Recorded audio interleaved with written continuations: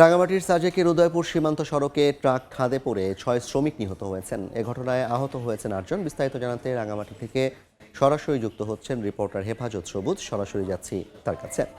সবুজ, রাঙামাটির সীমান্ত সড়ক উদয়পুরে আসলে এক মর্মান্তিক ট্রাক দুর্ঘটনার খবর আমরা পেয়েছি।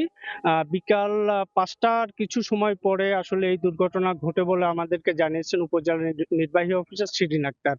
তিনি আমাদেরকে আরো যেটি জানিয়েছেন সেটি হলো যে উদয়পুরের ৯০ ডিগ্রি নামক একটি এলাকা আছে, যেখানে সীমান্ত সড়কের কাজ করছিলেন শ্রমিকরা কাজ শেষ করে ফেরার পথে, উদয়পুর ফেরার পথে গাড়িটির নিয়ন্ত্রণ হারিয়ে খাদে পড়ে যায় এবং খাদে পড়ে গেলে ঘটনাস্থলে ৬ শ্রমিক নিহত হয়েছে এবং আহত হয়েছে ৮ জন। যে আহত যারা আছেন তাদেরকে উদ্ধার করার জন্য সেখানে টিম গিয়েছে, তারা উদ্ধার কার্যক্রম চালাচ্ছে বলে আমরা এখনো পর্যন্ত জানতে পেরেছি এবং আহতদেরকে খাগড়াছড়ি সদর হাসপাতালে নিয়ে যাওয়া হবে বলেও আমাদেরকে জানিয়েছেন উপজেলা নির্বাহী অফিসার। এছাড়াও আমরা আরেকটি বিষয় এখানে যুক্ত করতে পারি, সেটি হলো যে সাজেক উপজেলা সাজেক ইউনিয়নের যে চেয়ারম্যান আছেন আতুলাল চাকমা, তিনি বলছেন যে সেই ড্রাম ট্রাকে আসলে ১৭ জন শ্রমিক ছিল, যারা সীমান্ত সড়ক নির্মাণ কাজে নিয়োজিত ছিলেন এবং আজকে কাজ শেষ করে বরাবরের মতো কাজে ফিরে আসার পথে আসলে এই দুর্ঘটনা ঘটেছে এবং এতে কতজন নিহত হয়েছেন তিনি সেটা নিশ্চিত করতে পারেননি।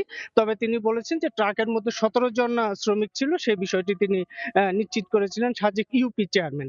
আমরা যে বিষয়টি আসলে জানাচ্ছি সেটা হলো যে রাঙামাটি সদর থেকে প্রায় ২০০ কিলোমিটারেরও অধিক দূরত্বে রয়েছে এবং সেখানে কোনো ধরনের মোবাইল নেটওয়ার্ক নাই বা সেখানে যাতায়াত করাটাও আসলে রাঙামাটি সদর থেকে অনেকটাই দুরূহ।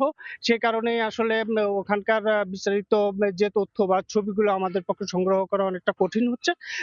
আমরা আরো যে বিষয়টি জানিয়েছি যে উদয়পুর এই যে সীমান্ত সড়ক নির্মাণ কাজ হচ্ছে, সেখানে আসলে এরকম আরো বেশ কয়েকটি দুর্ঘটনা পতিত হয়েছে এবং সেখানে আরো বেশ কিছু শ্রমিকও ইতিমধ্যে মারা গিয়েছে বিভিন্ন সময়ে।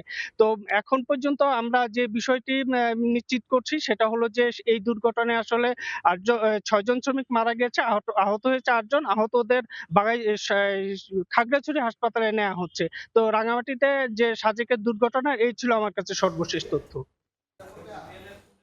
সরাসরি যুক্ত ছিলাম রাঙামাটি থেকে।